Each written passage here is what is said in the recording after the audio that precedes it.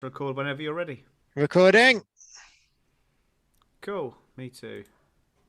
Um,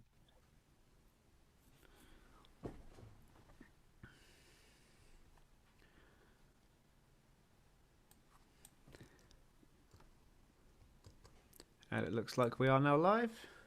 Yes, we are. Excellent. Right, I'll just go and tweet all that out while you finish setting up. Now that you actually have internet. now I've got internet. Yeah. It's not the greatest. I'm going to do a speed test again. See what comes up. Oh, yeah. It's grand. 70, 80, 90. It's definitely fine. Cool. Excellent. Right. Got that up. Tweeted out. Great.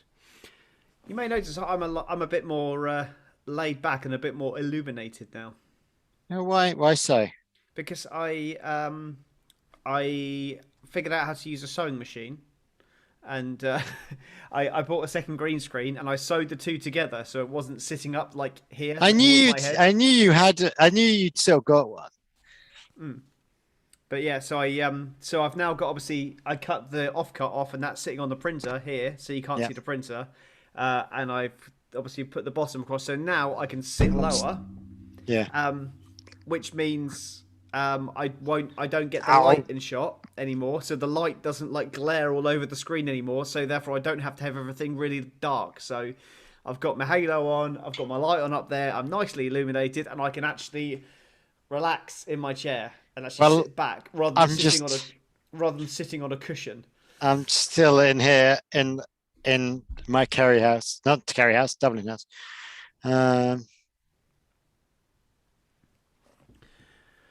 Cool. He's still more broken. Right, I've just told Darren that we are now live, so he can Yeah, I need to tell the wife that. Yeah. Yeah, well done, actually. I mean, I'll mention it on the podcast as well, but well done for last time out with the without me. So that was good. Very much enjoyed listening to it. Did you actually listen to it? Or are you just saying that? I listened to the whole thing. Did you? Yeah. Fair play on you. It's good. Well done. Right, I can close Twitter down now because Twitter annoys me. Cool. Right, should we go into like the least prepared podcast we've ever done? Yeah. Why not? Right, just going to say good evening to Darren as he's in the chat. Oh, is he in the chat? Yeah, he is. Great. I haven't even got that up yet. No. Well, so you don't have to have it up. I do, because I like listening into the chat, Right, which is normally so delayed. Yeah. Oh, yeah, it is. It will be. I haven't started sharing my audio yet, actually. I better do that. Share audio. Right. Let's do this. Live now. Jesus, we're live. We've been live the whole time. Oh, a big hit there from Fernando Alonso. I like David. Two cars in one corner, and the Brits are lighting up this sprint race. That's loud. That was quiet, right? Is that clock going slowly? It is. That's gone on. Did you see the video at the Grand Prix? They had blocked Massa. That bit. No, I didn't watch it. I didn't watch any of the run up to it. Formula 2 champion. Oh, yeah. That's really loud. Clip with a big one. Big one. Like a belly. Anyway, here goes. Welcome to the Monkeyseat, the podcast that actually enjoys getting its rear end fingered by an angry Dutchman. My name is Tom. And I'm Carl, who's still more broken than McLaren's dreams of third. Aw, it's all over, isn't it? It really is. We are a fully independent podcast hosted by two opinionated friends who like to put the world to rights. You can find us on you can find us on all major podcasting platforms by searching the Monkeyseat podcast. You can get in touch with us by leaving us a 5-star review and we will give you a shout out on the show, or you can visit monkeyseatpod.com to support us with cold, hard cash. We're also on all the socials at Monkeyseat Pod. Although we're never on them. No, we're never on them. So please get in touch and tell us why we're wrong, because we're never on them. So text us, email us. Yeah. Don't text us. We're not giving our numbers out. 085. Yeah, I can give mine and no one will understand where the hell that is.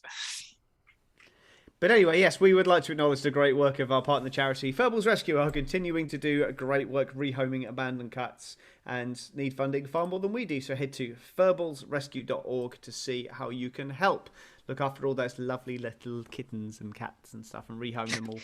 My parents have got a lovely cat at the moment that, Really? that they're rehoming. It's like fans will, obviously our fans will know about Leo, who watch our live stream and how he always interrupts the Sits podcast. there. I've literally just locked him upstairs because he was being a dick. So he's locked upstairs at the moment. So Is he our yeah. dick of the day without even knowing? He is definitely. But yeah, my parents are rehoming a cat at the moment, which looks just like Leo, but it's a girl, and she's 11, but she's beautiful and she's lovely and she's so loving. If I didn't have Max and Leo, I'd take her now. But there we go. I think my plan is to get a cat as soon as we build the house. That's my plan, and possibly a dog. But I'm missing pets. We don't seem to have. We officially have Dobby, who sits on our windowsill at home. But he's not up at. But we're slowly building the house. We're now up to foundation level. No, we're up to be on. We've now got ground level, and hopefully the block layers have been. Supposedly I don't know what's going on because I'm still down in Dublin. Well, I'm still in Wicklow officially, and I'm about 300k from my house, which is quite annoying. But the burning question: has Killian's birthday present arrived yet? Not that I know of. Not that I know of. But then I don't know anything. So this is the thing. It was sent about 5 days ago, I think. Right. Okay. Here's the thing. So I came in at 11:30 last night into the Wicklow house. When I left my house at 6 o'clock this morning, there was an on-post parcel in the door. When the hell did they deliver that? Who knows? It definitely wasn't there when I arrived, and it was definitely there when I left the house at 6:30 this morning. So actually, it might be it was before 6:30, 6:15. So God knows when that arrived. I'm guessing probably first thing. I mean, first thing at 6:15. That's impressive. I mean, I don't think Royal Mail is up to that level yet. No, definitely not. I mean, anyway, they were probably once back in the day. Yeah. So you're building a house from scratch, aren't you? So this is an interesting thing I'd like to talk to you about. Are you looking at doing any kind of renewable energies with your house? Are you doing any solar panels or anything like that? Not solar panel. The whole house is electric.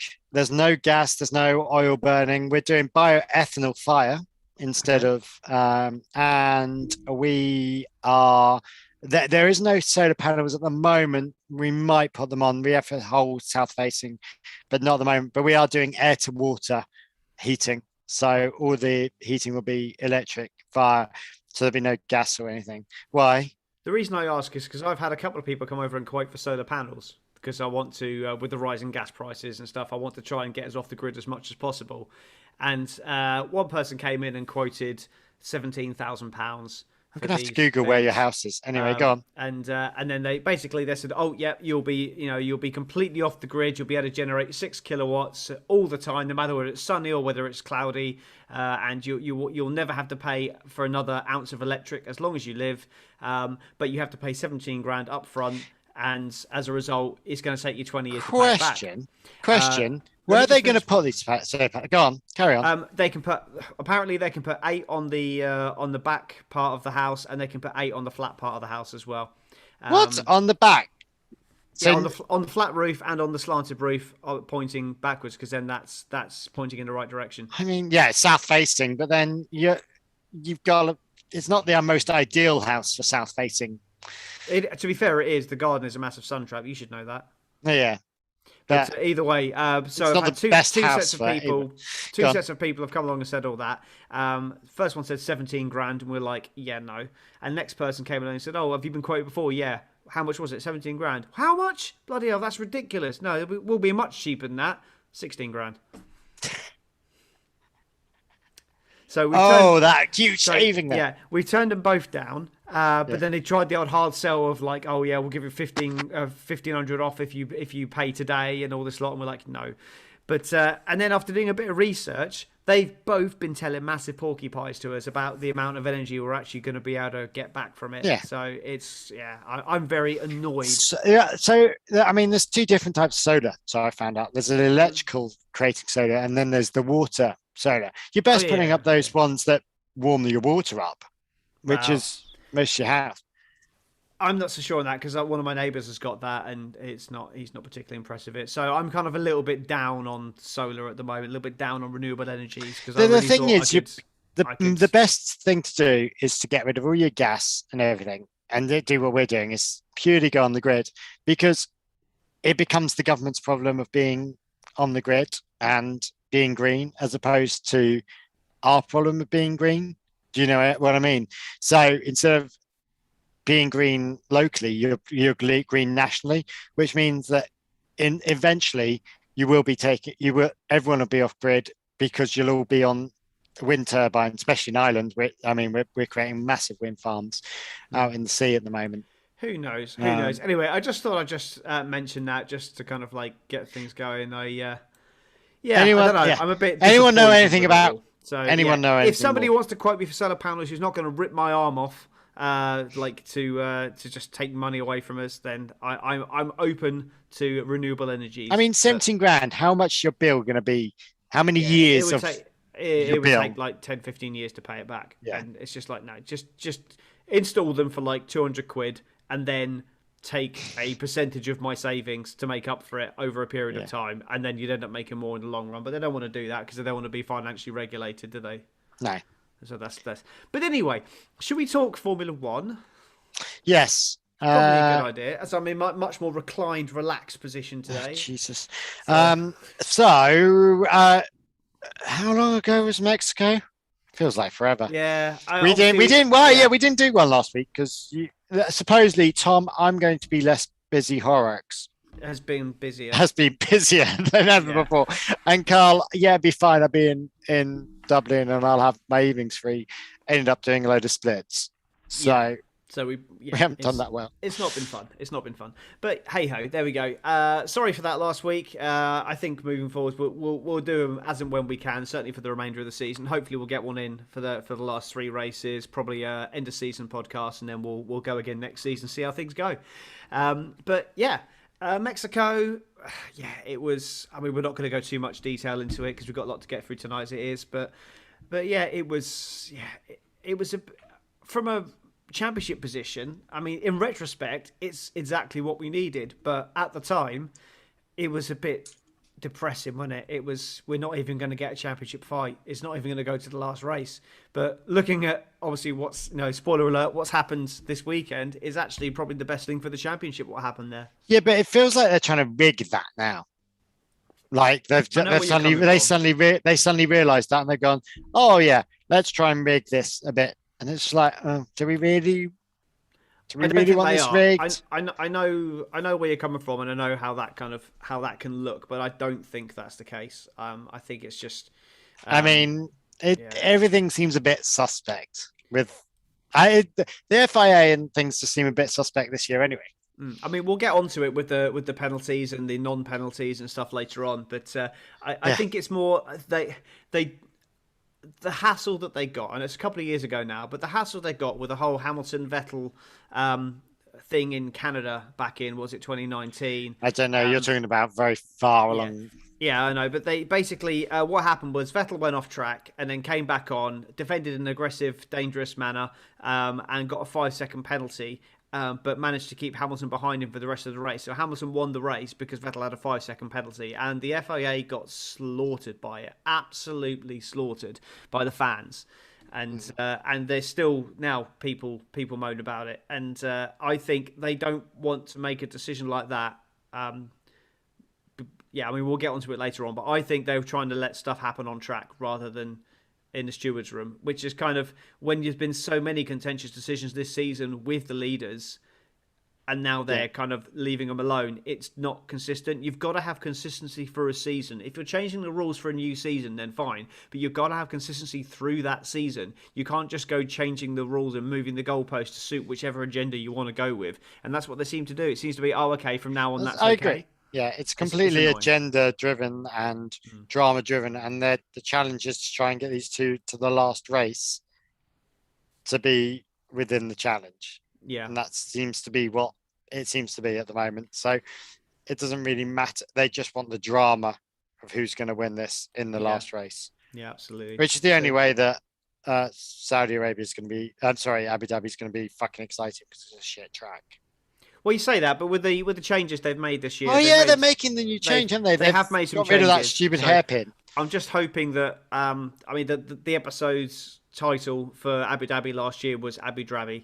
I'm just hoping we don't have to use anything similar to that because I really hope Abu Dhabi actually, even if it just gives us one decent overtaking opportunity, you know, like Mugello Turn 1 was a good overtaking opportunity, but that was the only part of that track you could really overtake, and it was a great race, you know. So if it just gives us one place on track where the faster car can at least get alongside, which is that new corner they've put in before the hairpin, isn't it? Yeah, can't remember. Now, I don't know the turn numbers. I'm not very clever. To be fair, I'm not sure on the turn numbers myself either. But yeah, so the track at the moment, you have a short run into turn 1, and then you have a hard left, and then you have a sweeping right, and then it bears round to the left, then goes into a sharp left, right, and then into a hairpin with no braking zone. So now they're putting a much more sweeping turn in, and it's going straight into the hairpin. So that will be hopefully a genuine overtaking opportunity now. Which will be brilliant. I really hope it is. Sorry, I'm just seeing on the old group chat from Grid Talk. Have you seen this? No, because I'm focusing on my podcast. I know you're focusing on your podcast, but we're on their grid. Look, this is what I get. Oh yes, yeah. This is what we get. Yeah, we get rivals. Yeah, because we're on at the same time. I was supposed to be on Grid Talk tonight, but because it's the only night we could do Monkeyseat. Thank you for Adam Burns from DNF1 podcast, which I'm going to be on tomorrow. Actually, he's stepped in, he's covering for me, and now we're both doing our podcast at the same time. Well, they're doing better than us with who's watching. How many people are watching? So. Oh yeah, well they've got 300 odd subscribers on YouTube and I don't know, ridiculously thousands worth of listeners, whereas we're a bit smaller than them. And they're talking about the future, and we're talking about the past. Exactly, they're talking about Qatar, and we're talking about Brazil. Anyway, yeah. So should we talk about the race then? Should we do a 2-minute challenge? My first 2-minute challenge for a little while now. This one's going to be tight because I'm trying to get a sprint race and a main race in one. So let's see what happens. Oh yeah, I forgot we had a sprint race. Bottas made an excellent start to take the lead from Verstappen, with Sainz passing Perez for third, both drivers risking soft tyres in a bold aggressive strategy. Hamilton started the sprint from 20th but was up to 16th by turn 1 and proceeded to make excellent progress. Sainz playing blocker in third inadvertently allowed Hamilton to stay in touch with the leaders, and a daring last lap pass on Lando Norris secured an amazing 5th place with Bottas taking the win. The race, however, would see a reversal of fortunes with Verstappen taking Bottas into turn 1 and then Bottas going wide, allowing Perez past. Norris made contact with a slow starting Sainz and picked up a puncture from the incident and fell to the back. Hamilton, with an additional 5-place grid drop starting 10th, made an excellent start again to climb to 7th. He then made quick work of Vettel, Sainz and Leclerc and was instantly allowed past his teammate on lap 5. We missed all of this, however, as we were watching replays from the start from every possible angle. The only driver on SOS how long did that go on? Shut up. The only driver on SOS was Tsunoda, who suicide bombed Stroll, lost his front wing, showering the track in debris. The resulting safety car wiped out the small gap back to Perez to Hamilton and allowed him to cool his tyres ready for another attack. Lap 19 and Hamilton made the move stick on Perez after a few failed attempts and went after Verstappen. Mercedes pulled the trigger early to bring in Hamilton. Max followed suit, keeping position. Perez followed up with Bottas left out on his own up front. Any shenanigans with Bottas were ruled out, though, when more of Stroll's bodywork made a bid for freedom and a virtual safety car allowed Bottas to jump Perez into third. After just 19 laps, Red Bull stopped Max again. Hamilton stayed out for a further 3 laps and then came in just 3 seconds behind Max. He closed in extremely quickly and started pressuring for the lead. He made his move on lap 51 and looked to have the move done into turn 4, but Max braked far later. They both failed to make the turn and continued on, with Massey not even referring the incident to the stewards. Finally, after constant pressure from Hamilton, his efforts finally came to fruition on lap 59 as he made the move count. He drove into the distance in the end and won comfortably, with Max, Bottas and Perez in a different race in reality. Despite your interruption, I managed to get that in. So, there we go. Yeah, I cut quite a lot out of that. You cut a lot out. I had to, because, there was just, I think my initial cut came in at about 3.5 minutes. So we had the sprint. Yeah, let's start with the sprint. Oh, should we start with the penalties and how we got to this point? Yes. So coming into the race, shall I take this, by the way? I'm just go on then. In. Yeah, go on. So coming into the race then, during practice 1, it was announced that Hamilton had taken a new internal combustion engine, which led to a 5-place grid drop. It was fairly expected. I was kind of thinking they wouldn't do it because the pressure was on too much and they would just kind of try and hold out. But obviously, knowing the advantage they would have, they decided it was the best thing to go for. Which Toto Wolff called a self-inflicted penalty. Well, yeah, because they basically, I think they could have made it to the end of the season, but with the... What is going on with these Mercs engines? They seem to be shit. So, how Toto described it is there's a fundamental error with the engine which keeps surfacing, which means that after about 5 races with the engine, when it's supposed to last about 8 races, after 5 races, there's a marked drop-off in performance and there's some odd noises, and they cannot afford to risk that being a DNF. Which is why they made a couple of changes to Bottas's power units earlier on as well. He's now got a few more engines in the pool, so he's got a bit of flexibility in there. They then made the change for Hamilton in Turkey, thinking that he would then be able to, because they needed to have a performance advantage in Turkey, and again in Brazil, where weirdly, when a lot of people thought Red Bull would have the advantage, they knew that they would have a performance advantage with their straight line speed that they have at their disposal at the moment. So they've gone for that, thinking 5-place grid drop, qualify on pole, win the sprint, start 6th, win the race. Easy. But then this whole rear wing thing happened. Which is what? That sounds like... I'm going to go and tell the teachers from Red Bull, for starters. Well, yes and no. Don't quite understand what happened there. So I think Red Bull kind of hit the jackpot a little bit here because they... ding, ding, ding. Adrian Newey was complaining about their rear wing, saying there's something sus about it. In the end, there wasn't. But when they did their random checks at the end of checks, which obviously they're doing random checks. They've obviously decided to do Mercedes because somebody is complaining about them saying it's illegal. Yeah. They've done a check and a part of the rear wing flaps had failed, which meant that one part of the wing was 0.2 millimeters too wide when the DRS activation was open, but that was only on one side of the wing. Now, to put that into context, I heard someone describe this before. 0.2 millimeters is about the thickness of a coat of paint. So, and cheap paint at that. So, and that's only on one side. Not your Dulux paint. You're being QO. Exactly. None of this Dulux wants bollocks. This is like, your crappy stuff. Your own brand stuff. So, and that Colour trend. Yeah, that's the one. And it's only on one side of the wing, so it's not even like it was a symmetrical thing. So, the FIA have looked at the designs of the wing. And the designs of the wing that they've got and all the other wings at Mercedes' disposal were all absolutely fine. But the one that was on Hamilton's in qualifying had a fault, which meant that the DRS opened fractionally too wide. So as a result of that, the car was deemed illegal and was quite rightly thrown out of qualifying. Hang on. I get this. But what would have happened if there wasn't a sprint race in between? This is why I think it's the FIA having a bloody laugh. This is the problem with changing the race format between races, because if that had happened in a practice session, then they would have just been told they had to change it.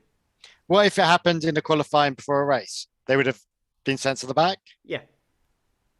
He would have started the race in 20th instead of the race where he started initially. That's where they should have put him instead of them because it's the next session, isn't it? So if this happened in a normal race weekend, ignore the sprint.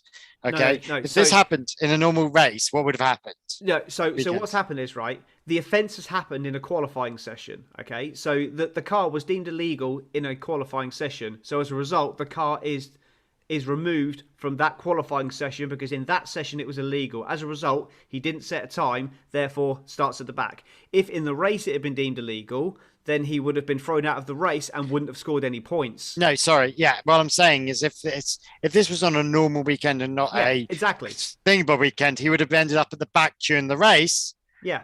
And not in the sprint race, which meant that he could then gain points because this is what's really confusing. It's just like, oh, we're just making up the rules as we go along. No, we're not. No, they followed the rule book exactly there. Because, again, if it's... The rule book, that includes the sprint race, which isn't every weekend. Yeah, but again, it doesn't make any difference because... It does, because then Hamilton's now jumped up by a huge amount of spaces. Yes, I know, but he's been disqualified from that session. It doesn't matter what that session is. That session he's been disqualified from, whether that be sprint race, or qualifying session. The session that his car was deemed illegal in was the session that he was disqualified from. They couldn't then say, oh, because there's a sprint, we're not going to apply that penalty until, and we're going to miss that session out, because that's not fair. That's not in the rules. That is making stuff up as you go along. The rules say if your car is deemed illegal, you're disqualified from that session, no matter what that session is. If that session was to race, a qualifying session, a sprint race, whatever it is, that's the session it's excluded from because that's the session that it's deemed illegal in.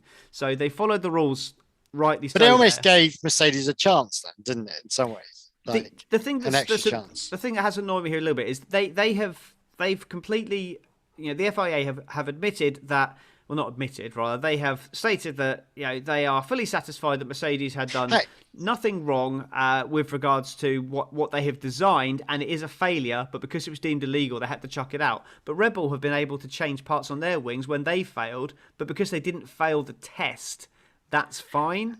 So So, question then. Go on. Why? Right. So they had when did they change the ECU? They changed the ICE. Before the first practice session. Right, before the first practice. Why does that 5-grid penalty affect only the race and not the sprint race? Because in theory, it should have affected the sprint race, and then he would have had the 5-grid penalty. It was just another way of sending Hamilton back during the race. It is a good point, but this was discussed when they decided what the rules of the sprint race were, and they were worried that people were going to take engine penalties in the sprint to then make it up to then retake their positions in the race. So they said any grid penalties will be applied for the main event race, not the sprint. So that's why and that was decided when they adjusted the rules for the sprint. So because the sprint isn't a race, the rule book says grid penalty for the race. Oh yeah, it's not a race. Yeah, I know it is, but this is. It's not a race, and we'll all race around, and we'll have the start. I love Ross Brawn's quote on it at the end. He goes, "Oh, it walks like a duck, it quacks like a duck. We may as well call it a duck." Yeah. So he's dead right, and we'll talk about the sprint. We can actually talk about the sprint as well while we're here. But that was that penalty, and then obviously Verstappen got a fine for touching the Mercedes rear end, which is like 50 grand. Let me find 50p in my wallet because that's the exact same amount that just came out of his. Yeah, and then Max said, "Oh, and is that personal? Hang on, who's that 50 grand come out of? Max pays that. Max's personal bank account. Yeah. Well, the fine is to Max. Whether Red Bull decide to pay it or not is down to them. But it's a fine that is attributed to Max Verstappen, not to Red Bull. The driver is fined £50,000. And the only way that got spotted was because someone put it on social media and questioned it. You could see on the world feed that he was behind. It was from the wrong angle. But you could see that he was looking like he was touching the car. But then it was someone's social media video was posted online, which clearly showed that he did touch the car, and then I think that was what some of the evidence was used. Yeah, great. Well done, FIA, for noticing those things. I mean, they're in Parc Ferme. They should be, at that point, they should be noticing shit like that, not just letting it go. Well, they did notice it in the end, so... In the end, they did. I mean, it took them a while to cop on. And... I mean, we didn't really know about it, and maybe the investigation was failed, but we didn't really know about it. We discussed it until Thursday practice, did we? The thing that annoyed me was Friday practice. Friday practice. The thing that annoyed me was that after the qualifying session, it then took until after the next day's practice session to make a decision on Hamilton, which means any preparation they would have liked to have made, and changing tactics or whatever, they've then had to do on the hop last minute because the FIA couldn't make up their mind. Yeah. And to me, it's completely open and shut. They've impounded the wing. They've had all night to look at the wing. First thing in the morning, they could have come out and said, "Yep, the wing is definitely illegal. We put it through 50 tests. It's failed every single time. The wing is illegal. We're satisfied you haven't done it on purpose, but you are disqualified." Because there was nothing else. Everyone knew he was going to be disqualified. It's the only thing that they could have done. Random fans knew that he was going to get disqualified because that's what the rules say. So why did it take nearly 24 hours for the FIA to make that decision? Yeah. It just seems mental to me. No, it does. And I don't again, was it Liberty Media playing with the drama again? Or the FIA playing with drama? Do you know what I mean? It's just I know where you're coming from, and it's a good conspiracy theory. Oh, I'm completely up for this conspiracy theory at the moment with the FIA and Liberty. You can put your tinfoil hat on. That's fine. Yeah. I am much more. I just hit my microphone there. I am much more. It's not. I don't. You're much more though. Just a bunch of useless. I don't give them enough credit to think they would be capable of doing that. They haven't got the brain power to think exactly. That sums it up. Right, let's talk about sprint. Well, yeah, sprint as a whole then, as an event. We've had all 3 sprints for the season now. We've got 6 next year minimum. What do you think? What's your thoughts on it? Do all or nothing and call it a race or nothing. What? I don't get why we're randomly, sporadically doing it. It doesn't make any sense. What's the advantage? Why the advantage of the sporadicness? I don't like qualifying on Friday. It meant I can't watch qualifying a lot of the time, or the normal layman can't watch qualifying. And actually, I quite like the practice sessions. I find it really weird that there's a practice session third up, that we practice, qualify, practice again. That's just weird. It ruins my I think the race on a Saturday actually halves the time on a Saturday because it's only a half-hour race realistically. So that normally a qualifying is normally the full hour. You feel like you've just had a race, so that when you get to your actual race, you're like, "Oh, what's this? Haven't we been here before?" I don't quite understand why then it's like, "Oh, here's the post-race interview." As you said, walks like a duck, talks like a duck. Certainly doesn't. They don't try and treat it like a duck in the end. It just still seems a bit weird. I don't really get it. I don't mind if it was all the time and you'd sort of almost settle into it, but doing this half-assed thing and it's like, "Oh, what's happening this weekend?" It's bad enough they changed the times around because we're in the world. Not more than having to actually think about anything else. So in hindsight and total thing, I think they should just scrap it. That's my thoughts. All good thoughts. I disagree with most of what you said. All right, fine. But that's nothing changes. Really. Yeah, weirdly, the sprint as an event, I think the worst thing about the sprint as an event is the actual race. The race itself. You look at the 3 races we've had, and Hamilton at the back is the only thing. Apart from Hamilton at the back and a few overtakes in turn 1, the only overtake we had was Norris passing Leclerc, which was an awesome overtake, to be fair.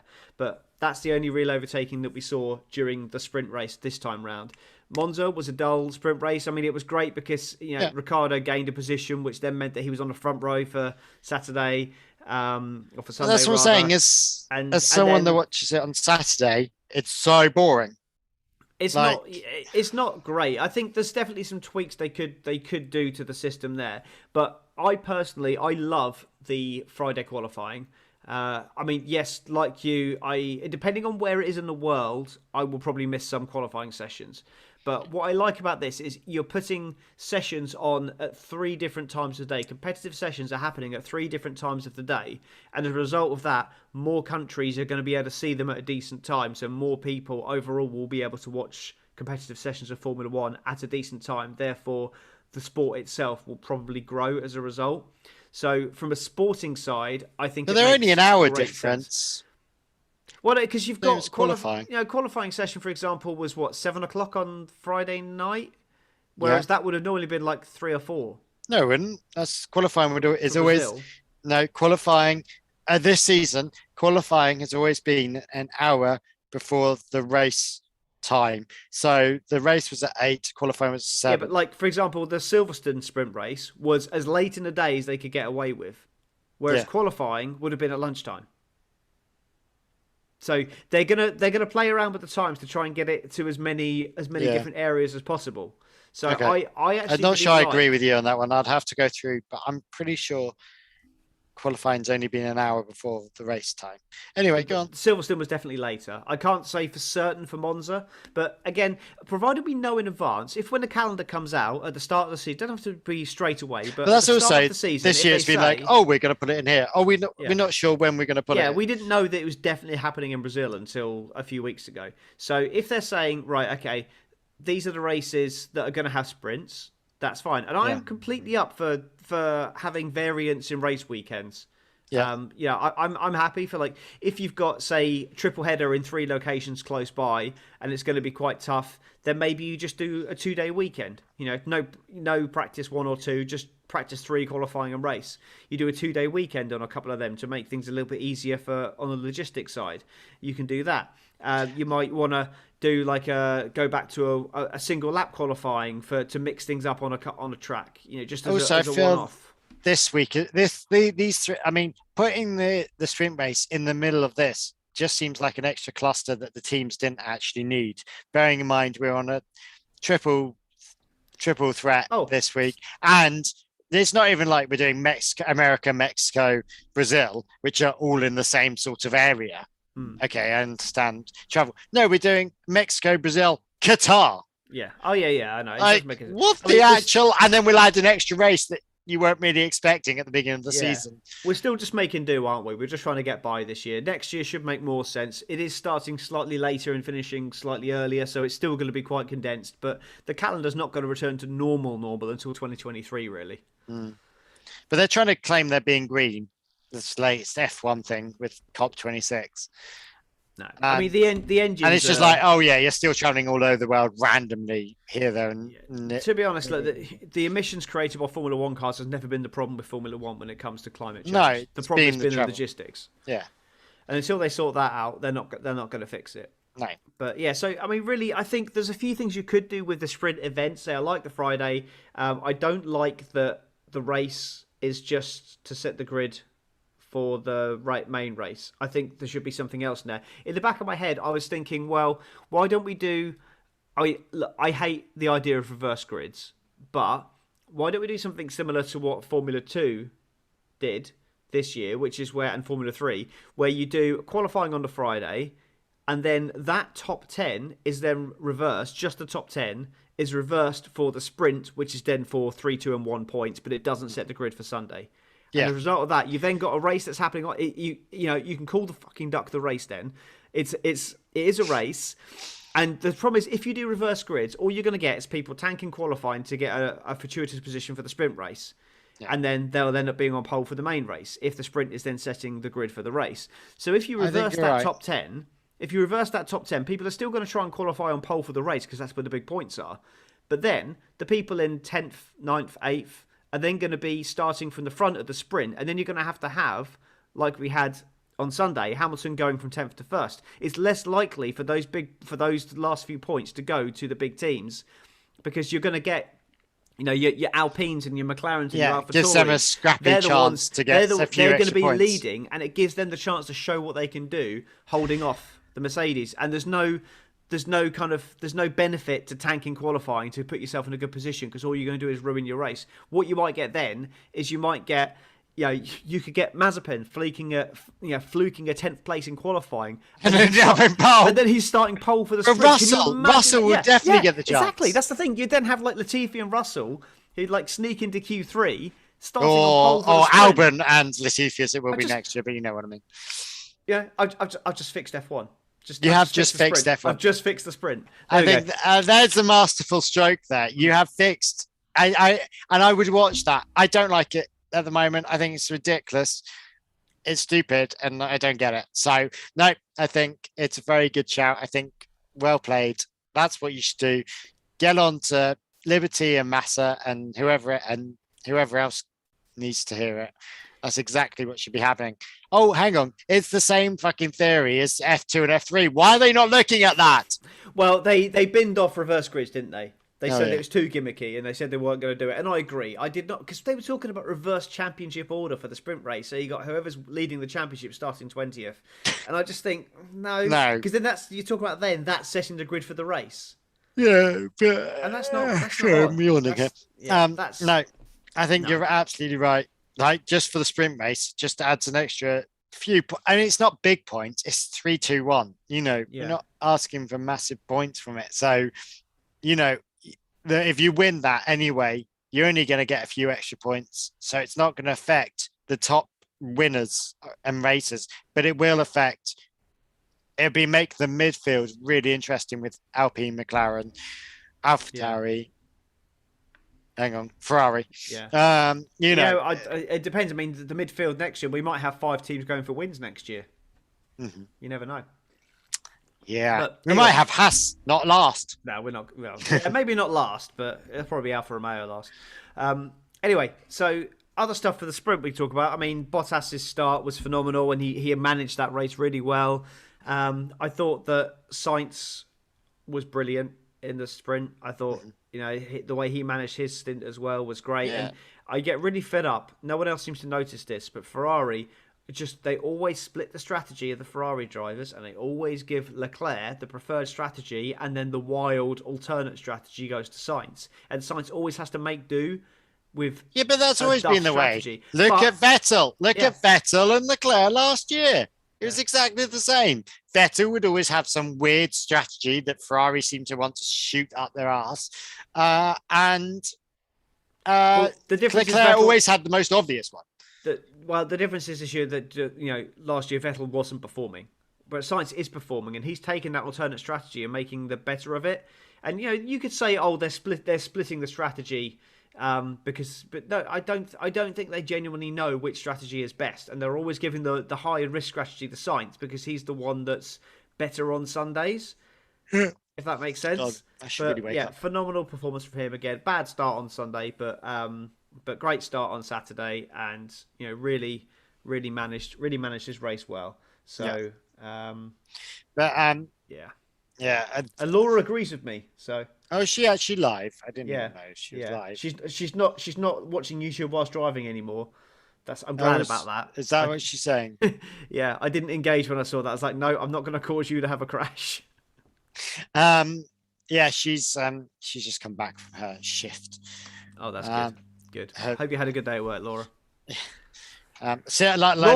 Laura, put in the chat, has Killian's birthday present arrived yet? I need to know because I posted it like 5 days ago. I need to know if it's arrived. Well, I brought a new coat and it still hasn't arrived. You're always buying new coats though.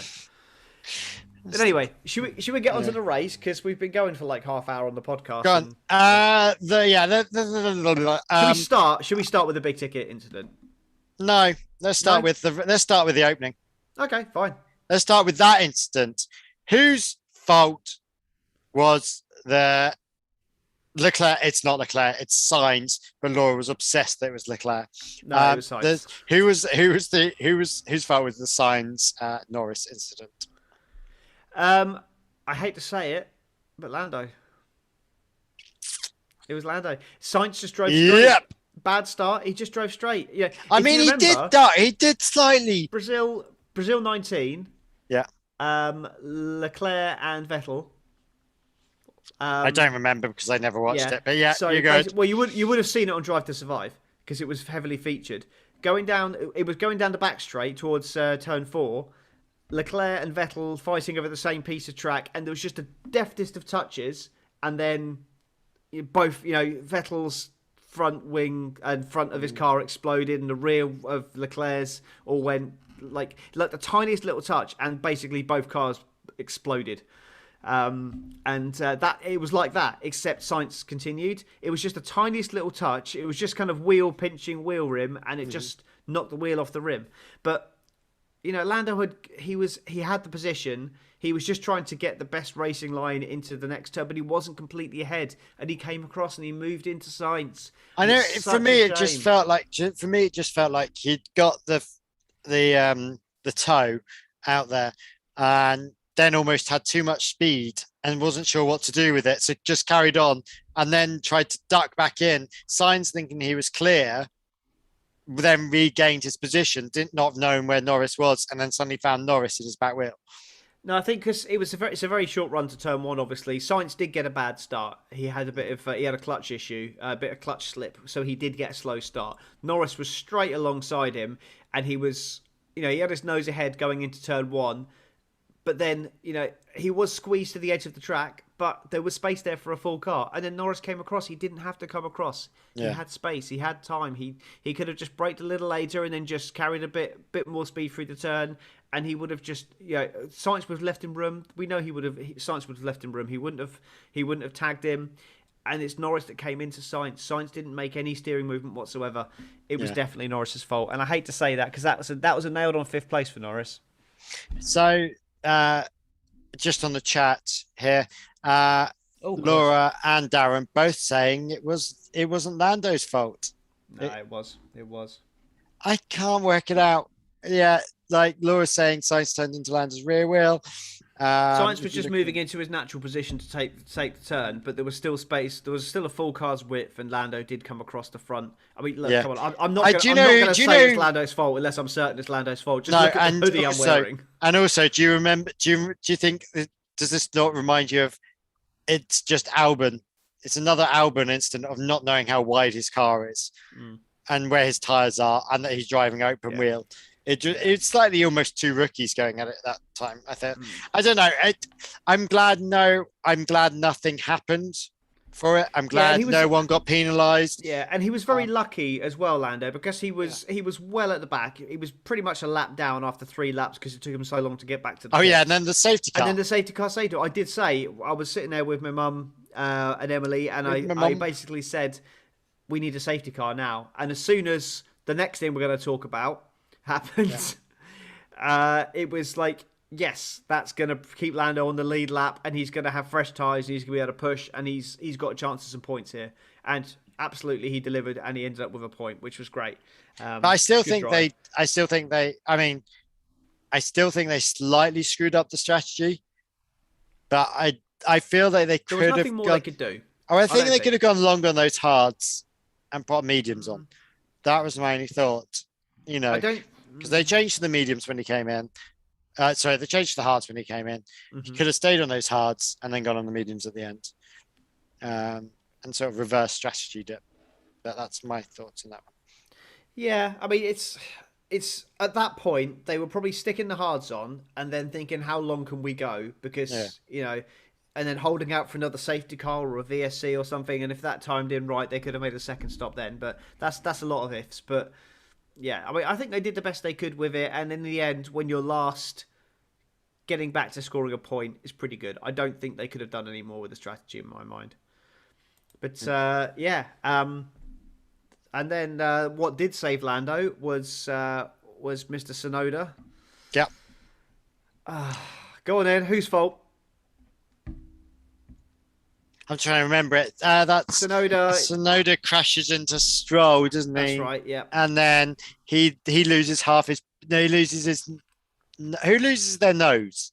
Tsunoda loses his nose under his car, and then Stroll ends up with his floor. Yeah.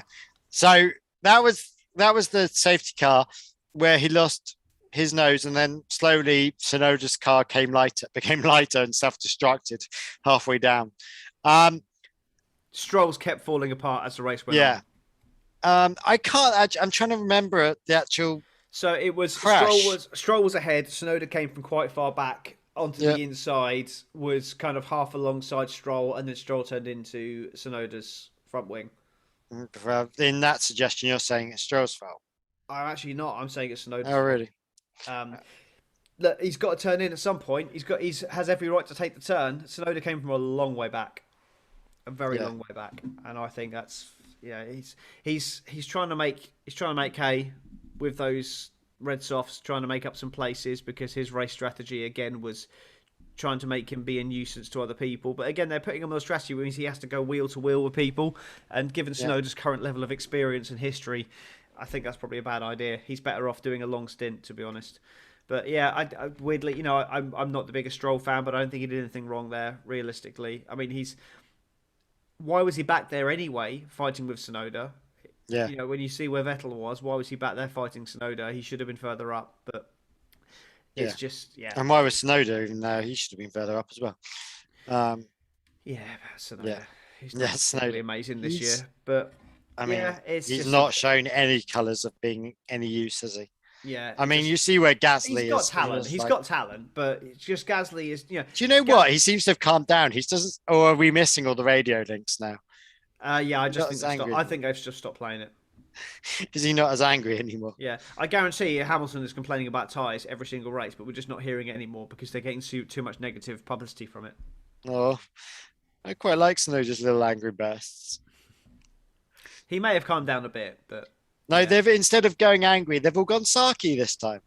Oh god, that FIA radio was annoying me.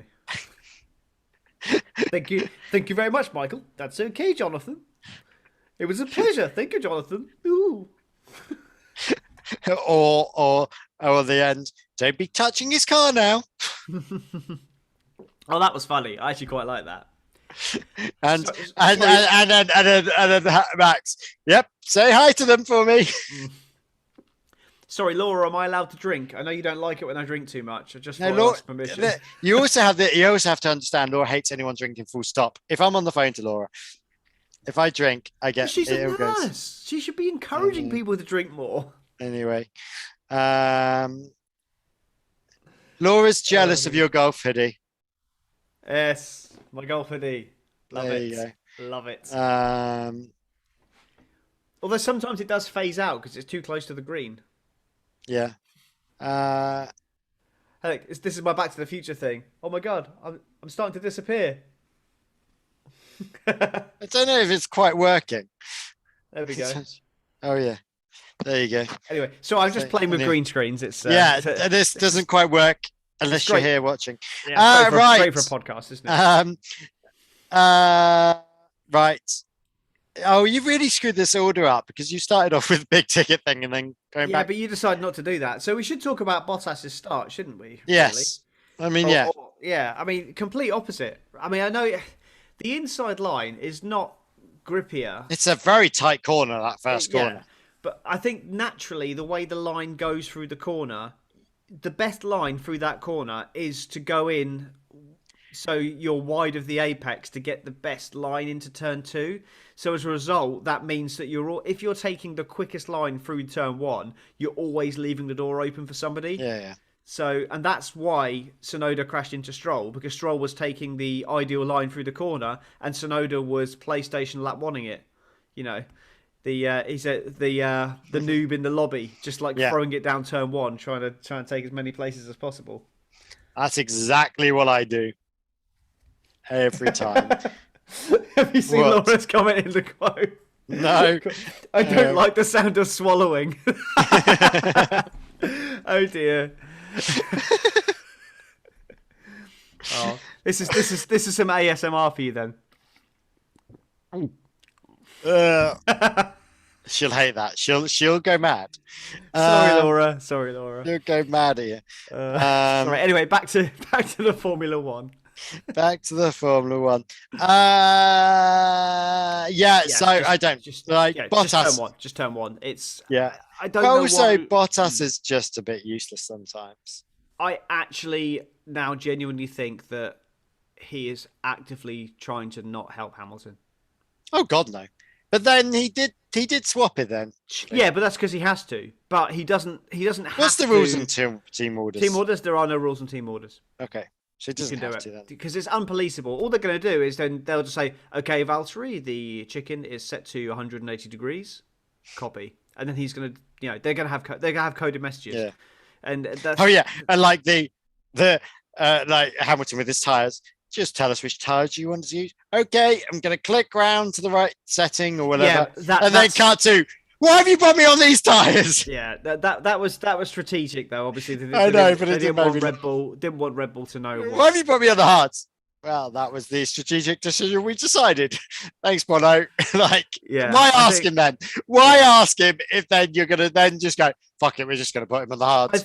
think the reason was they didn't know when they were going to stop at that point. So I think it was then a case of, okay, I think their plan would have been to stop later, but because Verstappen then went in, because they were worried about the undercut, because Mercedes were talking about making a pit stop, which I think they were doing on purpose. I think they blagged that. I think that whole conversation was just to try and dupe Red Bull into making a pit stop. I'm certain of it. Anyway. Darren doesn't like clicky finger noises, so... Are we just trying to annoy everyone now? Yeah, there you go. How'd you like Laura that, Laura has a weird sound issues and taste issues and texture. Anyway, I'm just bashing my wife on here. I'm sorry, lovely. I love you loads. That did not sound good. I'm just bashing my wife on YouTube. Oh, do you remember when we used to be all professional? Actually, we've never been that professional. No, we've never been that professional. No. Right. If you want to hear us being professional, tune into Grid Talk. Which I'm never on because I'm never available. Yeah. And the irony being that I probably could have done tonight, but I'm doing our own podcast. Anyway, let's talk about that big, I would say crash, but they'd never happened. I'm going to run off the track. They didn't. Who's going to run off? I mean, they didn't crash because Hamilton didn't let them crash. No, and it was a massive wide corner. Yeah. But what's going on there? So I just want to say one thing before we start here. I am glad it wasn't a penalty. So anything I'm about to say, don't at me. At Tommy Hozzer on Twitter if you want to, but don't at me on this. I am glad it wasn't a penalty, but it should have been a penalty in my mind. Because it should have been a penalty for Verstappen. Yeah. But I'm glad it wasn't, because I'm glad it was sorted out on track, and I'm glad he made... Because at the end of the day, it was going to happen anyway. It was a racing incident. That was... So, what he's done there... Let them race. At the time... Why we haven't done anything, Jonathan. I mean, I've been searching for the onboard. You can't find it anywhere. I can't find the Verstappen onboard. I need to see if he opens the steering wheel out or not. It reminded me... Do you remember... No, they didn't want to show that, did they? Yeah. At all. We will cut like the best, like Liberty off their mind. Oh yeah, the best view that we can show this from is the rear wing. Yeah. Of Max's. I'm like of Hamilton's even. Sorry. I'm like, what? Well, why are we watching this? It's Hamilton's. Like it's miles behind. We can't see anything. All I'm watching is him go around a corner. What's wrong with you? So I'm going to take you on a trip down memory lane here, Carl. And hopefully you'll remember this because it was hilarious. Back in 2016... I certainly don't remember this. Go on. You came home from work and I was sitting watching the Austrian Grand Prix with Ben. And you came in and there was this collision between Rosberg and Hamilton on the final few laps. And we sat there and I said, what do you think about this? And we sat there and we debated this accident for about 30 minutes saying for the reasons why. And you were giving your argument, I was giving my argument. And then we kept rewinding it and having this argument about it. And then we pressed play. I do remember something like that. And then we pressed play on the Sky, and obviously the Sky coverage is now half an hour behind, and the race is finished anyway because it was the last lap. Yeah. And the commentators, you had like Paul di Resta and Anthony Davis and everyone, they were just saying exactly the same arguments that we were saying, but over like in pretty much exactly the same order that we did it. And it was just one of these like great hilarious moments that I always remember that. But it's a similar incident to that. Rosberg was on the inside, Hamilton went round the outside, Rosberg ran him off the track. Only that in that occasion, they collided. Rosberg had a damaged car, dropped back about 4 places. Hamilton carried on to win the race. It's a very similar situation to that, except there was more runoff. Hamilton, obviously, he was like 4 or 5 car lengths off the track. The way Hamilton was, that the move was done, basically. He was basically done. He'd picked his braking point. Verstappen braked so late that he was never, ever going to make the corner. And he just drove him off the track. completely. I just and feel it utterly. was just very desperate from Verstappen, knowing full well that the Mercedes has straight line speed. Everyone knows that. And it just seemed like the only way I'm going to win this is by ramming him off the road. Verstappen will do absolutely anything to keep a lead short of ramming a driver off the track. He wasn't far off there if he wasn't that wide. There will be occasions when he will ram a driver off the track, but it's not because he's trying to do that, because he's not that kind of a driver. No, I don't think it's vindictive. Everything. I think it's just crazy. He will use every single weapon in his arsenal to try and keep that position. You saw it. He got a black and white flag for weaving when he was weaving left and right on the track like Grosjean was in Silverstone last year. He was desperate because he knew the speed that Hamilton had, and he had to try and keep him behind him. Like Hamilton did to him in Bahrain, he thought, well, if I can keep him behind here, maybe his tyres will go off, maybe I'll be able to hold him off. But it was desperate. And at the time, I was unsure. But the more I see it, the more I think that was as clear an incident of driving a driver off track as you will ever see. Yeah. And that was probably a worse offence with a lesser outcome than Silverstone. With the Silverstone one, we said was slightly Hamilton's fault, or more Hamilton's fault than Verstappen's. But I didn't believe there should have been a penalty in that incident. But it was. So if you're looking at consistency, yes, there wasn't a gravel trap. Yes, there wasn't a wall that Hamilton flew into. But as the stewards always say, the result of the offence should not affect the severity of the penalty. It should be down to the event itself. And my biggest problem with this, if it had been referred to the stewards and they'd come back and they'd done a big detailed report saying these are the reasons why we haven't given a penalty, do you know what? I'd hold my hands up and say, it's fine, not a problem. That's what they've decided to do. But Michael Sassi has decided in his infinite wisdom, that he does not want this to go to the stewards, and without even looking at the onboards, said, yes, that's fine. That's not going to be investigated. And then they said, we've then noted it. So what happens is the way the system works is you've got the stewards that are separate.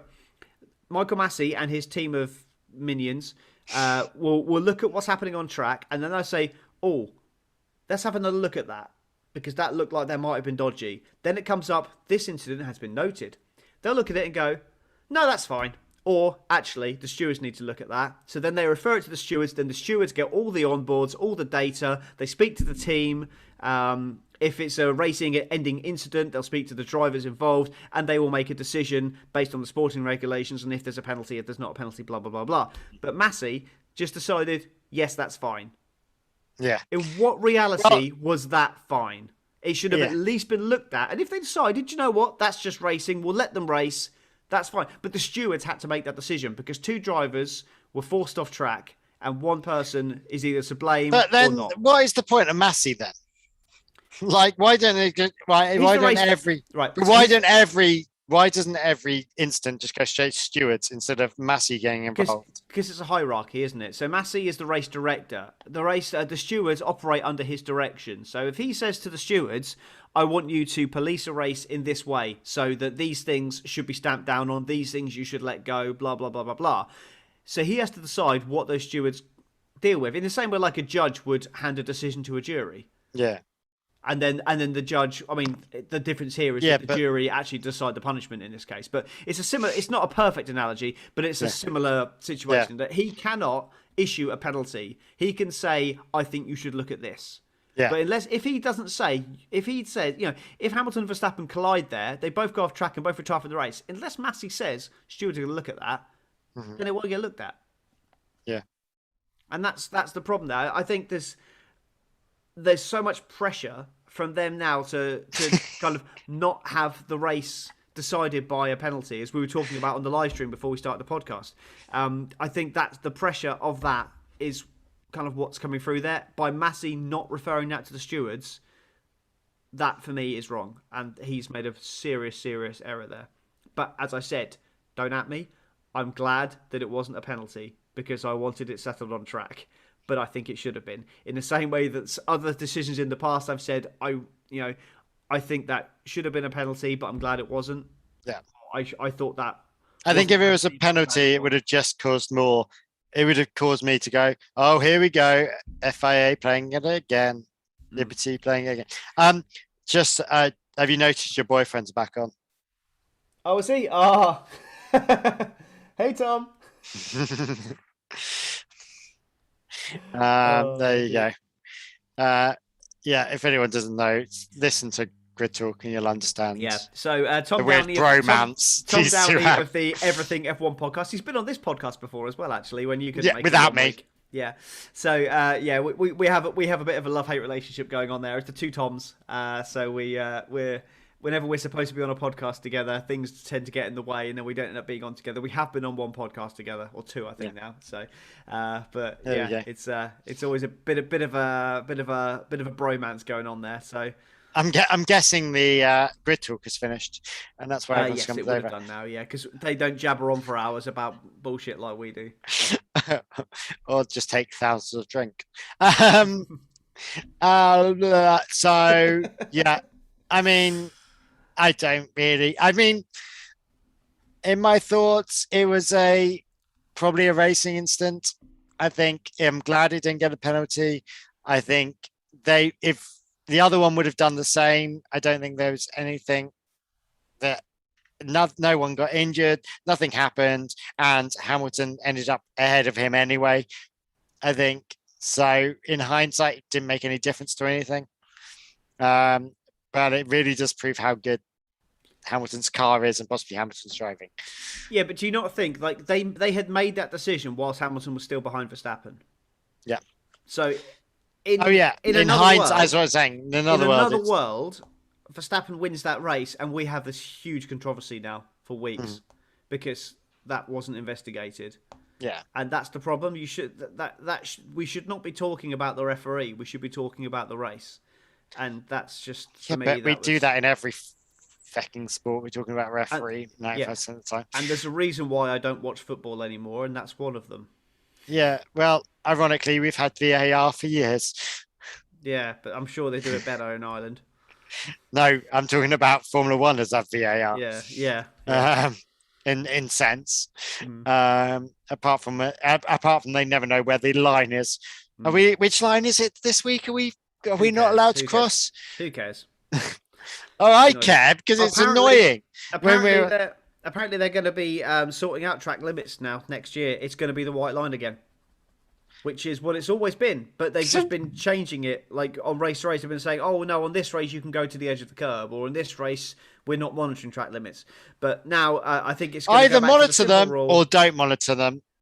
Choose. For me, it's the simple rule of the white line designates the track. If you pass that line and you make an obvious advantage, and is it like football, all of the car over all of the line? Yeah. So if any part of the car is touching the white line, then you're still on the track. Yeah.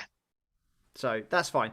And if they I don't know why they would even change that. If why they would do that and then they say if you go over the white line, then we will look at it, and if you gain advantage, then we may penalise you. Yeah. Or we may say don't do that again, or black and white flag if you do it 3 times, and then 4th time you get a penalty.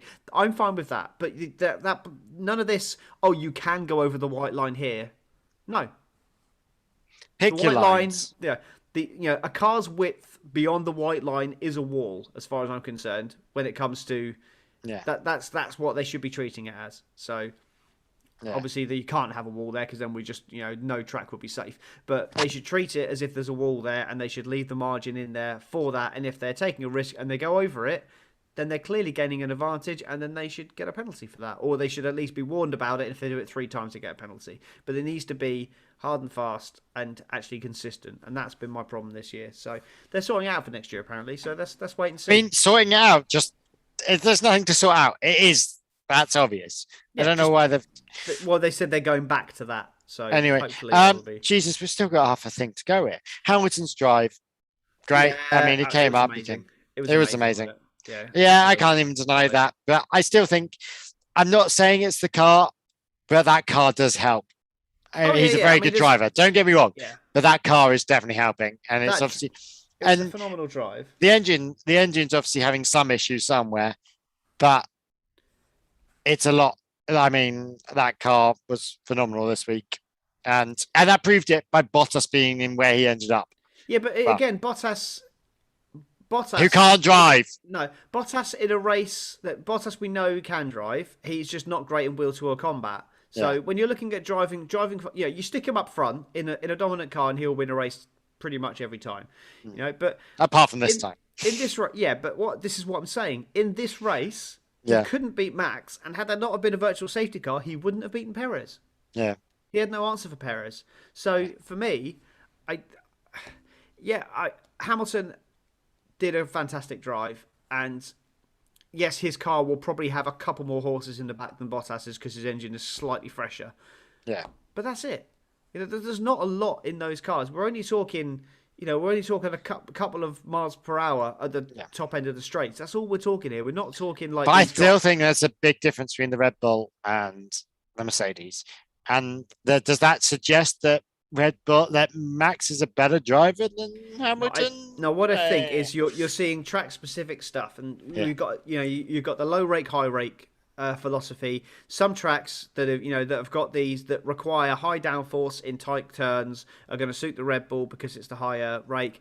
Tracks that have got long straights, when you've got a lower rake, that means you can stall the rear wing better, and you can get a lot more top speed. So tracks that rely on top speed that have a little bit of downforce requirement as well, like Brazil, where you got that twisty midsection, they're going to be so fast on the straights and still decent in the corners. Whereas when you've got tracks that have got nothing but long straights, you'll probably find that Red Bull will be okay on those because they'll just trim some downforce out and have a low downforce setup. But because they've got so much downforce from their floor as well.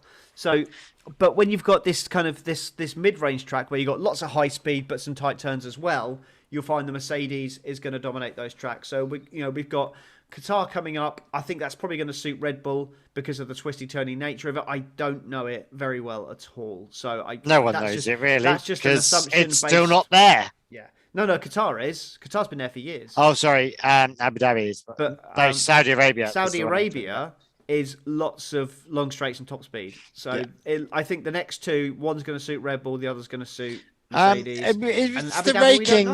Is the raking thing going to affect next year's car? Are they still allowed to do the raking? No, because this year has been a compromise because they've had to hack corners off last year's car. Because they had to keep the same chassis, so they've had to make floor adjustments. So for next year, they've got years of research, so there's no excuse next year. Yeah, so they've got the data. This is why I think that Mercedes are going to be stronger next year, and given that Red Bull are putting so much into this year, I've got a horrible feeling that Red Bull are going to not so much drop back next year, but not be as strong as Mercedes. Now, the question is, are we going to have a Ferrari? Are we going to have a McLaren? Are we going to have an Alpine? Are we going to have them in there fighting as well? Because there's even a pink Mercedes again. There's absolutely no reason why Alpine shouldn't be up there. The only question mark for me is that engine, because the Renault engine has been the worst engine on the grid this season, and it's never seemed to. Yeah, to be fair, I think it has been Alonso and Ocon's driving that has made that car. Yeah, absolutely. Get those points that they are, not because of that car. I don't think that car's anything special, the Alpine. No, it's not. It's not at all. And there's no reason why Renault shouldn't be up there with the amount of money and talent behind them. That team has won world championships in the past. There's no reason why they shouldn't again. But I just think the way it's run, it just seems shambolic. I mean, apparently they're trying to sign Schaffner now. Really? Schaffner, they're trying to sign him. Well, he needs a new job because someone's already taken his. Yeah. I mean, he hasn't got a role anymore. I don't quite know what he's doing there. AlphaTauri and Alpine fight. They're still tied on points. I mean, we'll look at the standings now. Actually, I think while we're there. So Max Verstappen 332.5, Hamilton 318.5. So what's that down to 13, 14 points? Is it? Yeah, 14 points. Bottas back on 203. He's out the fight now. He's nailed on for third. Potentially, I doubt Perez will pass him on 178. Lando Norris is looking precarious in fifth now with Charles Leclerc just 3 points behind him with 148. Carlos Sainz 139.5 in seventh with Ricciardo on 105 in eighth. Pierre Gasly. Where did he go? What happened to his car? He retired with a technical issue with his engine. Vague. Pierre Gasly, 9th with 92. Good chance he might end up passing Ricciardo. And then we've got That'd be awkward. Alonso. Yeah, we've got Alonso on 62, Ocon on 50, Vettel 42, and then down the back there we've then got Stroll 26, Tsunoda 20, Russell 16, Kimi Raikkonen 10, Latifi 7, Giovinazzi 1 point. What happened to the Williams? They just, I put that on the list there to talk about, but yeah, they were just nowhere all weekend. I mean, Latifi outperformed Russell all weekend. It's weird. Yeah, it's very, very weird. I don't know whether this just wasn't the track for them or whether it was something else, because they've been really shining recently. Do you think Russell's phoning it in now? Now he's got the job at Mercedes? No, because there would be nothing to write. He's still got to prove the point, hasn't he? But no, he hasn't. He's got the job. He's got the job. He's got the job, but he's still got. Why would he? But Bottas has got the job, but he's still trying. Do you not think though? Maybe Russell's like, do you know what? I've had 3 years wrestling this car. I'm tired now. I'm not gonna put myself at any risk. If I put my life on the line racing this heap of crap and injure myself, I could ruin my big shot next year. Do you not think maybe it's the whole thing of in go back to a football analogy, in a World Cup year you'll find like big players start pulling out of tackles towards the end of the season because they don't want to get injured for the big games at the end of the year. I think it's like that. I think he's had enough of carrying that team now because Latifi outqualified him this weekend, which has never happened. Okay, it happened technically once when Latifi beat him in the sprint, so technically he outqualified him.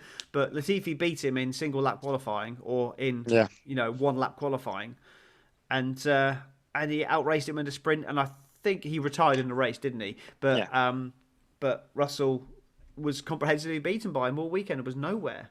So I think he's phoning it in. I think he's given up now for the year. He's job's done. 8th is secure. Got nothing to fight for. I'm just gonna sit this out until I end up in a Mercedes. Yeah, and enjoy the ride. I mean, they were doing better. I think. I'm hoping Williams come back one day. Desperately. Yeah, I think they'll be better next year. I think they'll be in that midfield fight. I just don't know. It's probably going to be Haas and Alfa at the back. I can't see Alfa making a big step. I can't see AlphaTauri being as good as they are this year. So you might find Williams in their sort of 5th, 6th, trying to build again. They might be pushing further up. Who knows? I don't know. We'll just see what Doralton actually put into this. And who's your driver of the day then? Let's go on to that. Driver of the day.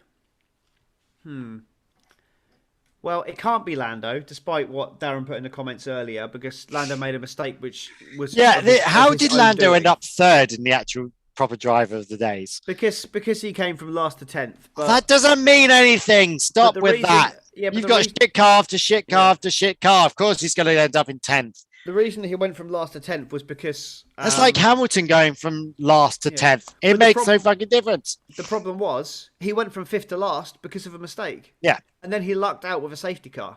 Yeah. The safety car, he was about to be lapped, and then the safety car came out, brought him back level with everyone else. Yeah. And then was able to fight for points. Yes, it was a good performance, but no way was it driver of the day. It's Hamilton, really, isn't it? It's Hamilton. I can't it's think of Hamilton. anyone else. I can't Leclerc deny did that. all right. Leclerc did well. Grand. I'm trying to think. What were the other finishing positions here? Sainz did all right eventually. Yeah, but he made a mistake at the start. And he finished behind his teammate after qualifying ahead of him. Perez, no. Bottas, no. Verstappen didn't do anything wrong. He didn't do anything right either. Yeah, I mean, he made a good start. He passed those 2 cars to take the lead. He defended well, but again, he got a black and white flag for weaving. It's got to be Hamilton, really. Vettel had a strong performance, but in the end, no points. Kimi came from the pit lane to 12th. Good performance, fine. Yeah, but no. It's got to be Hamilton. There's no one else. Dick of the day. Massey? No, I don't like. No, actually, I'm not. I'm not a Massey. I'll nominate him. I think he's an honourable mention. Verstappen, that was quite a dick move. Whether he deserved the point or not, that was a dick move. What, the move, yeah? The move was a dick move. I love how, you said it was a racing incident, and now you're nominating him for sorry. because of it. No. It was a racing incident, and I'm glad he didn't get a penalty. But it was still a dick move. the racing incident was. My only thought of it being a racing incident was because no one got injured, nothing changed, and it didn't change the end result in my mind. Yeah. I just still think it's a dick move. I think just that the general inconsistency of stewarding, again, has definitely got to be nominated. I don't want to give it to them because we always give it to stewarding, but it's getting a bit boring now. Yeah, it just seems annoys like me. It's just annoying me that this is still something that we're talking about. They need to sort it out. Or Tsunoda. Well, it was just for leaving his car all over the track. Well, that actually made the race in some ways because it brought Hamilton back into the fight. Or sprint racing. No, because the sprint race was actually pretty good this time round. But lads on the chat, who's the dick? I'll give you a few minutes because it always has to play catch up. Yeah, I think probably we've got a few in the chat there talking, so we'll say chat then decide who our dick of the day is while we talk about the news that it looks like. I'd love to know who the other person is. So Laura's in there, Darren's in there, Tom's in there, you and I are in there. Who's the other person in the chat? We've got a grand total of 6 people in our YouTube live. That's probably the most that we've ever had. We've never had 6 people. We've had north of 10 before. Live? I never knew that. It's not a big puller, the YouTube, but it's, to be fair, the reason we do the live on YouTube is they've gone now. I've spoken about them. They've gone. I don't have to then render a video and upload it to YouTube. I can literally just live stream it. It saves me a lot of time. That's literally the only reason. Darren says Tsunoda. Tom's saying his messages. Whatever he's saying. Tom's the dick. Who's the Tom? Retracted. I like how that's retracted. It's not deleted. It's retracted. So has he nominated me for dick of the day for standing him up? Probably. I don't know. And anyway, it's gone anyway. Laura's obviously not going to give me her dick. She'll probably nominate me. You're just not helping yourself today, are you?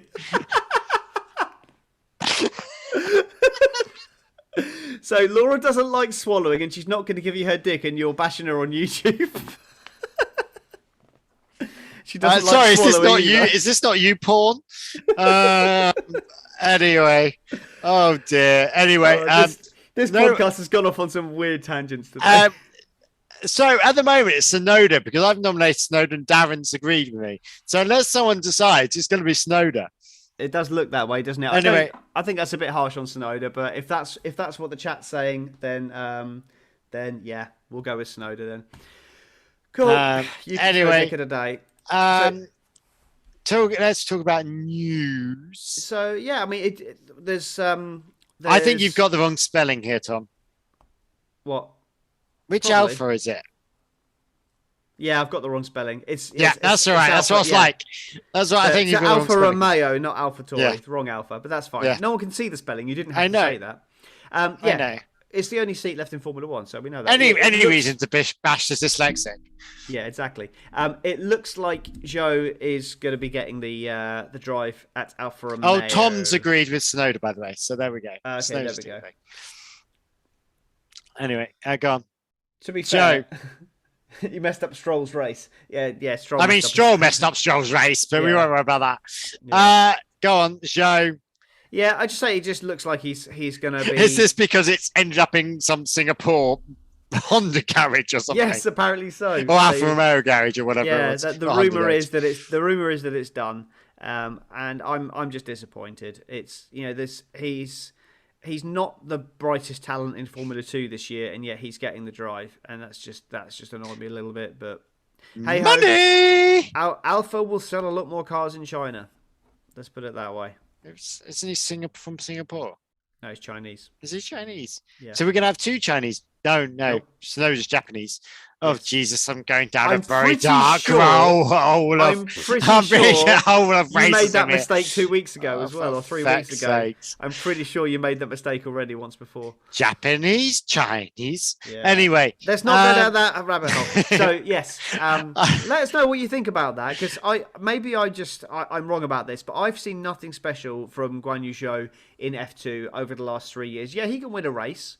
He can win a race occasionally. But Race. I've seen nothing that tells me that he is going to be a talented Formula One driver. No, nothing. The next Stoffel Van Dorn. Oh, talking about Formula E, have you seen they're about to release a 16-part documentary, basically Drive to Survive for Formula E Oh, okay. on Drive to- YouTube? Drive to Electrify. No, it's called, what's it called? Unplugged. Oh, okay. They went with that another euphemism or whatever There it's is called. there is a W Series version of Drive to Survive as well, Oh, really? which I started watching, but it was a bit boring.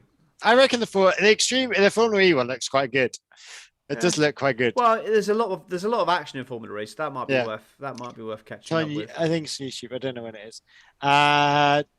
Tom's telling me to behave, and it's all about, and Joe, it's all about money. That's exactly what we're saying. It's all about the money. Yeah, the Chinese Mazepin, like that. I mean, that's slightly racist as well. Anyway. The independent athlete from Russia. Yes. Or the independent athlete from China. Anyway, there we go. I like the bottom of mine. It says, get Outlook for Android. Obviously, you put this on an email. Yeah, ages ago. That's been on there for ages. There we go. Oh, my monitor's about to turn off because it's been on for too right. long, apparently. That's because I was late because I was having a poo. Yeah. Anyway, on Nice. that note, Should we say goodbye then to the podcast lot? Thanks a lot for sticking Bye-bye. with us, and we will speak to you all after the Qatar Grand Prix. if we turn up, if we can in work out how Qatar. the hell we're going to do this. Yeah. Ciao, Bella. Bye. Okay, I've stopped on Audacity. If you want to stop on yours, and we'll end the YouTube. Thank you very much, chat room. Thank you, Laura. Thank you, Tom. Thank you, Darren. Thank you, everyone who contributed. Very much enjoyed this one. So There we go. we will